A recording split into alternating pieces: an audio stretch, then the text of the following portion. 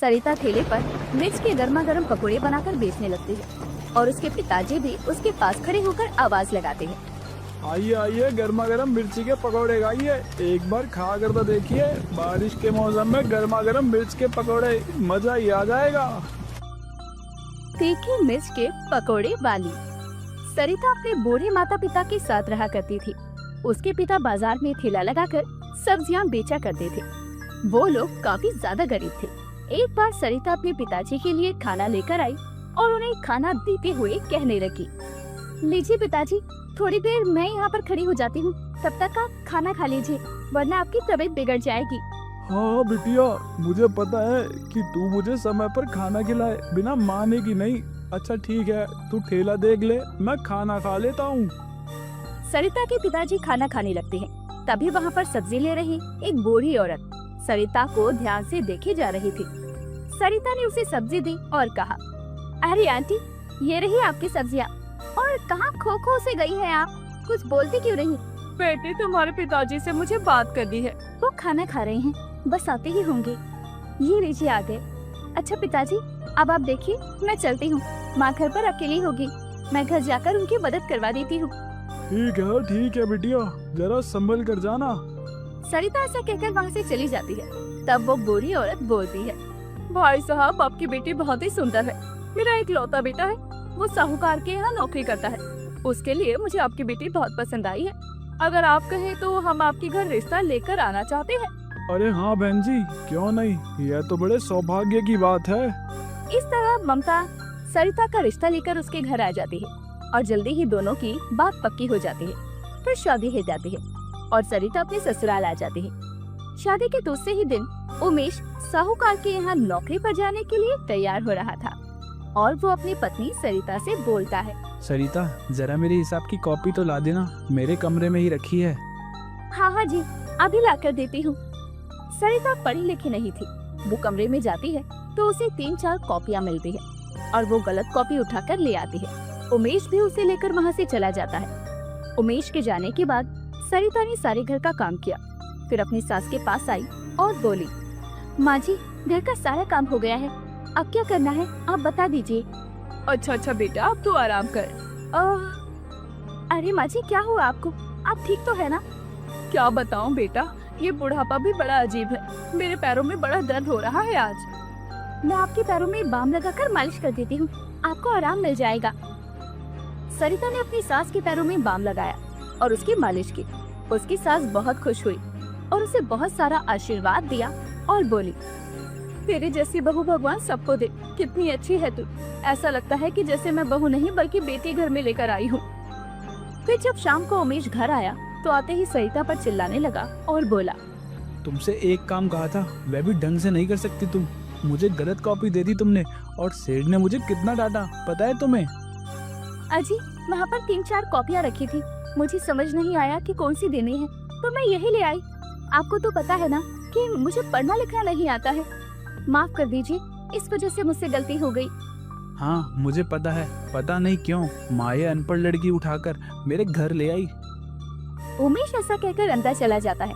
सरिता को बहुत बुरा लगता है। ऐसे ही समय बीत रहा था, लेकिन सरिता और उमेश की नहीं बन रही थी। उमेश किसी न किसी बात पर हर दिन सरिता की बेइज्जती कर दिया करता।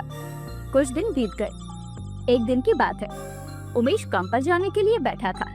सरिता उमेश को चाय दे रही थी, तभी वो चाय उमेश के ऊपर गिर जाती है और उमेश जल जाता है। ये देखकर उसे बहुत बुरा लगता है और वो कहता है, तूने मेरे कपड़े जानबूझकर खराब कर दिए।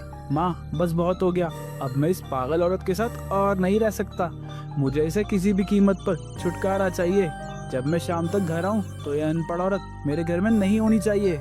ऐसा कहकर उमेश वहाँ से चला जाता है।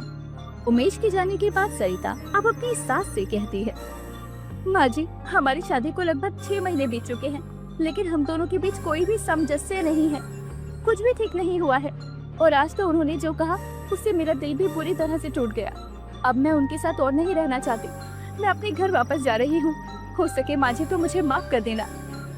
ममता ने उसे रोकने की बहुत कोशिश की, लेकिन वो नहीं रुकी और अपने घर वापस आ गई और अपने बूढ़े माता पिता को सारी बातें बताई। ये सारी बातें सुनने के बाद सरिता के पिताजी बोले, ठीक है बेटा, यदि तू नहीं जाना चाहती तो कोई बात नहीं है। इसके बाद सरिता के पिताजी बाहर निकलकर ठेले से खराब सब्जियां छांटने लगे। सरिता ये देखकर अपने पिताजी से बोली, ये क्या पिताजी, ये सारी सब्जियां खराब कैसे हो गई? आपने इन्हें बेचा नहीं क्या?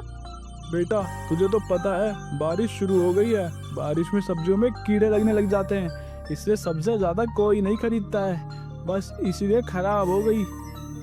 ऐसा कहकर सरिता के पिताजी थैला लेकर चले जाते। तब उसकी माँ सरिता से कहती है, बेटा आजकल तो हमारे खाने के भी लाले पड़ गए हैं, इसी समय तू भी आई है तो मुझे समझ नहीं आ रहा कि अब मैं तुझे क्या खिलाऊं, तेरा पालन पोषण कैसे करूं।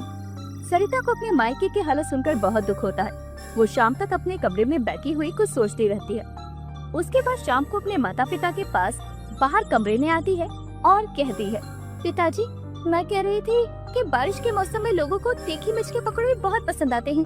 मैं कल से अब तीखी मिर्च के पकौड़े बेचूंगी। कल से आप सब्जी नहीं बेचेंगे, उसकी जगह हम तीखी मिर्च के पकौड़े का ठेला लगाएंगे। मैं उन पकौड़ों को बनाऊंगी और बेचूंगी। अब हम सब्जियां नहीं बल्कि पकौड़ों का ठेला लगाएंगे तो हमारी हालत सुधर जाएगी। और फिर क्या था, अगले दिन से सरिता के पिताजी मिर्च खरीद कर लेकर आ गए। सरिता ठेले पर मिर्च के गर्मा गर्म पकौड़े बनाकर बेचने लगती है और उसके पिताजी भी उसके पास खड़े होकर आवाज लगाते हैं, आइए आइए, गर्मा गर्म मिर्ची के पकौड़े खाइए, एक बार खा कर तो देखिए, बारिश के मौसम में गर्मा गर्म मिर्च के पकौड़े, मजा ही आ जाएगा।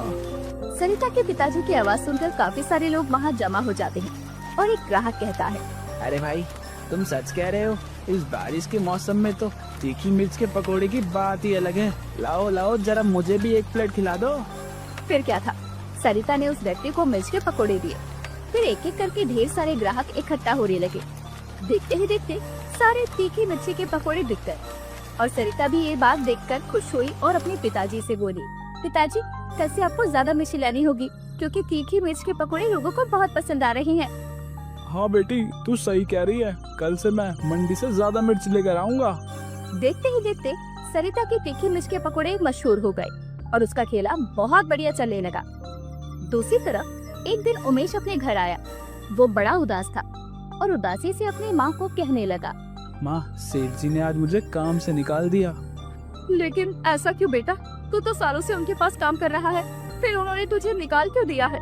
उनका कहना है कि अब उनका व्यापार ज्यादा बढ़ गया है और उन्हें एक ज्यादा पढ़े लिखे कंप्यूटर चलाने वाले की जरूरत है, और तुम्हें तो पता है कि मुझे कंप्यूटर चलाना नहीं आता, इसलिए उन्होंने मुझे काम से निकाल दिया। कोई बात नहीं बेटा, कल से तू कोई दूसरा काम ढूंढ लेना। अगले दिन उमेश काम की तलाश में निकला। वो कई दुकानों पर गया, लेकिन बड़ी दुकानों पर एक कंप्यूटर ऑपरेटर की जरूरत थी जो उमेश को नहीं आता था, और छोटी दुकानों पर पगार इतनी कम थी कि उमेश का खर्चा ही नहीं चलता। बेचारा उमेश बहुत थक गया। तभी उसे मिर्च के पकौड़ों का एक ठेला दिखाई दिया।